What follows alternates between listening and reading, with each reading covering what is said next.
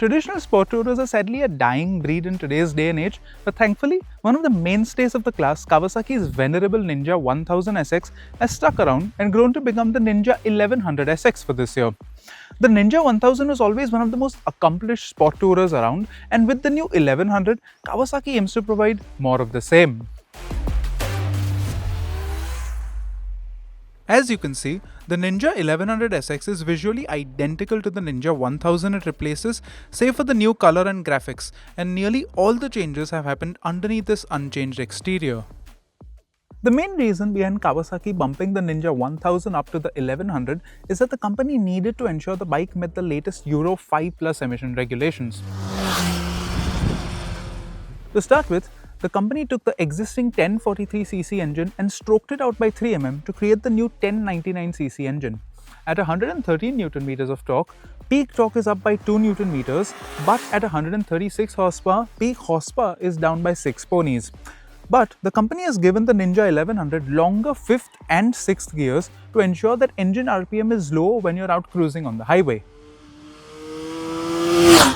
But to ensure that the Ninja 1100 still has snappy acceleration, Kawasaki has increased the size of the rear sprocket by 1 tooth.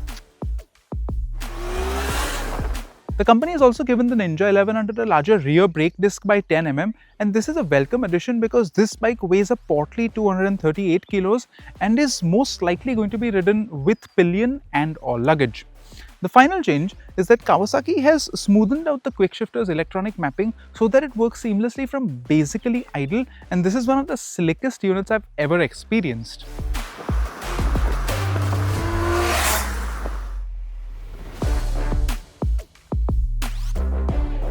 The Ninja 1100 also gets a USB-C charging port near the left-hand side switch cube, and while this is undoubtedly a practical feature, the charging port's housing is a bit of an eyesore and is directly in your point of view. I wish Kawasaki had executed this a little more neatly.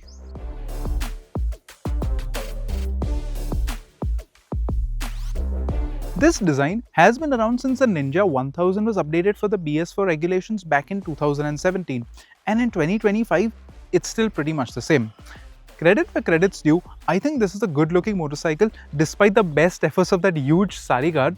However, if you're into the angular latest gen Kawasaki design theme that's seen on the Ninja 500, the ZX6R or the ZX10R, you might think that this bike looks a tad bit boring.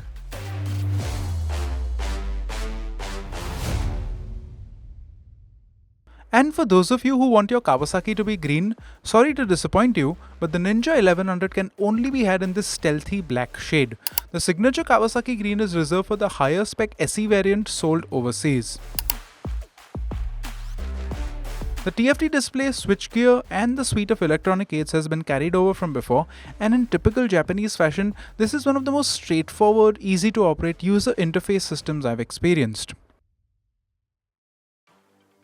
To get a clearer idea of how these changes have affected the riding experience, I rode my uncle's Ninja 1000 back to back with this bike, and in a nutshell, it feels like more of the same, just better.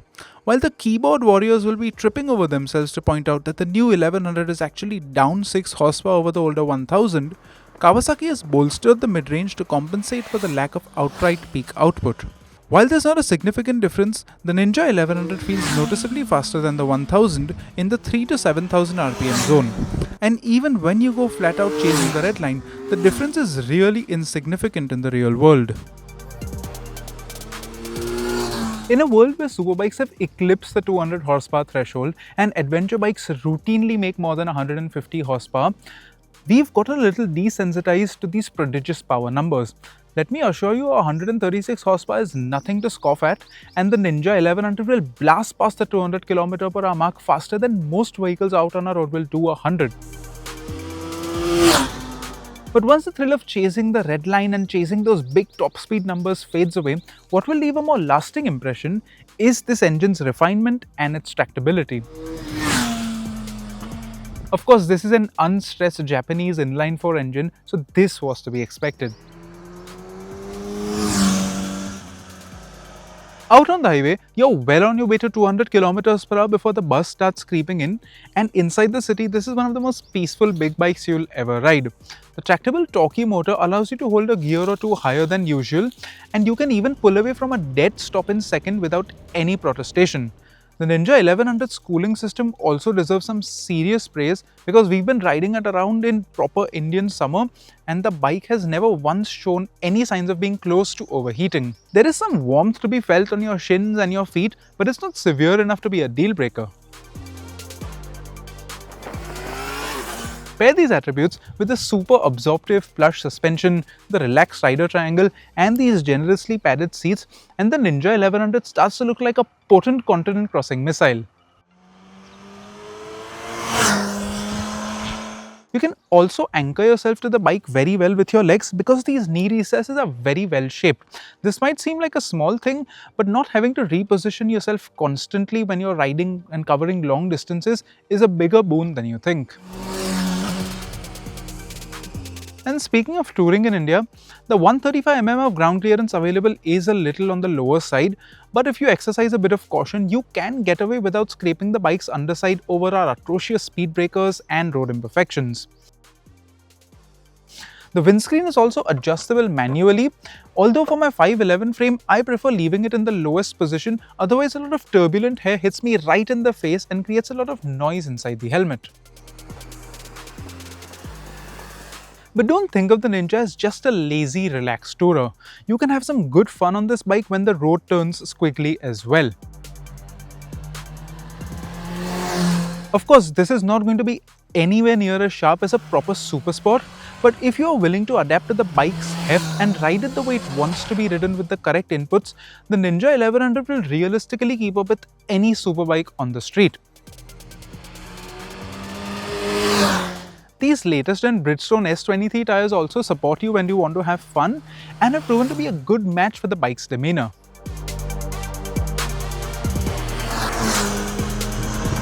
The Kawasaki branded Autocar front calipers are commensurate with the abilities of the Ninja, and once you give the lever a firm tug, there's good braking performance to be had. But the ABS is quite conservative and intervenes a little too early for my liking. And that can be said about the traction control system as well. Even when you've got it at the least intrusive setting, the system just drops power a little too suddenly, and the overall electronics package of the Ninja 1100 doesn't have the same level of finesse or customizability as a European machine. I also don't like that the mirrors on the bike are set so far away that in my standard riding position, I can't even reach them. And even when you do manage to adjust the mirrors to your liking, you need to be mindful of how wide these things are inside city traffic.